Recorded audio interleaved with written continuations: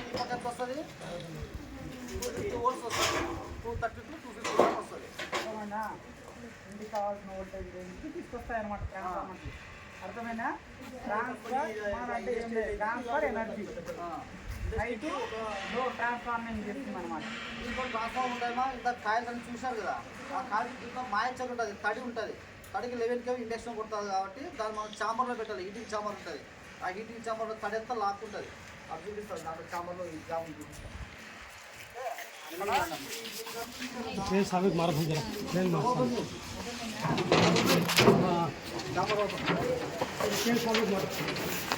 नक्कल हाँ वो दाली कोने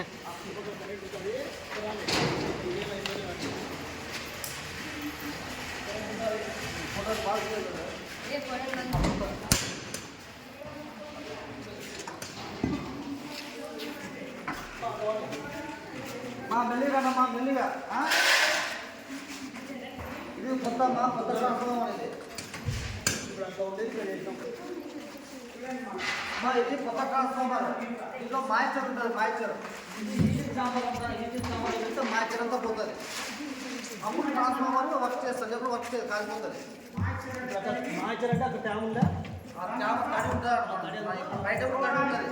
ఈ హీట్ పెట్టాడు మా తడితో లాగేస్తారు. లాగేసినప్పుడు అప్పుడు మనకి తడి తిరిగి ఇండక్షన్ కొట్టదు ట్రాన్స్ఫార్మర్లో.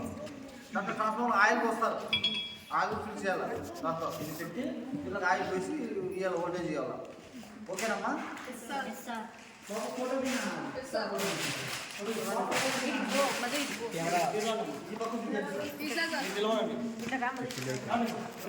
ఒక 10 మంది రాండి మీ పక్క, 10 మంది రాండి.